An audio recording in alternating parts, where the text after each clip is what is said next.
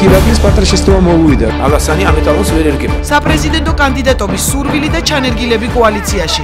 ვიცე-პრემიერობიდან წასვლის შემდეგ ირაკლი ალასანია პრემიერისა და მედიის ყურადღების ცენტრში კიდევ ერთხელ მოექცა. შეცდომა შეიძლება ყველას მოუვიდეს.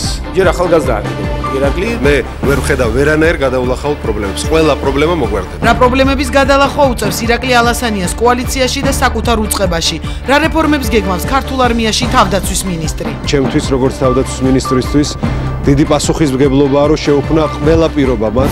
როგორია ქართული შეიარაღებული ძალების სტრატეგია და თავდაცვის მინისტრის ახალი ხედვა? ძირითადი აქცენტები გაკეთებული არის წელს ლოჯისტიკის ინფრასტრუქტურის განათლების სფეროზე. თავდაცვის მინისტრის 100 დღე და პირველი პირდაპირ ეთერი ხმაურიანი განცხადებების შემდეგ ირაკლი ალასანია პოზიციაში. სიწყნარე დათნარდი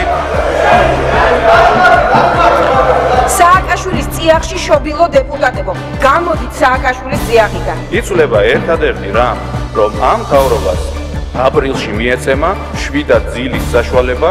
ვარდების რევოლუციის შემდეგ თავზე დაახიეთ საქართველოს კონსტიტუცია ამ ქვეყანას. არ მოგცემთ შესაძლებლობას შეცვალოთ ჩვენი ქვეყნის განვითარების საგარეო კურსი და თქვათ შავზე თეთრზე. ხმაურიანი დებატების შემდეგ პრეზიდენტის არშემდგარი გამოსვლა პარლამენტში. უარს ვაცხადებთ მოусმინოთ ადამიანს, რომელსაც მიტაცებული აქვს პარლამენტის უმნიშვნელოვანესი უფლება. პრეზიდენტი მზად იყო დარჩენილიყო პარლამენტში პოლიტიკური დებატების ამოწურვამდე. მოსმენას და დებატებს მიხეილ სააკაშვილთან არანაირი აზრი არ აქვს. მათ პირწმინდა წააგეს დებატები. მიიღეს გადაწყვეტილება, რომ მოეხსნათ დებატები, რომელსაც დაესწრებოდა პრეზიდენტი. რატომ არ მოусმინა პრეზიდენტს უმრავლესობამ და რატომ გადაიდო კონსტიტუციით განსაზღვრული წლიური ანგარიში პარლამენტში? უმრავლესობა იდეოლოგიურად არის პარალიზებული და მაგრამ არ შესწევთ უნარი უმცირესობასთან პოლიტიკური კამათისა. ეს არის მცდელობა საკონსტიტუციო გადატრიალების. კონსტიტუციურ გადატრიალებას ახდენდა ნაციონალური მოძრაობა 2004 წლიდან ამ დრომდე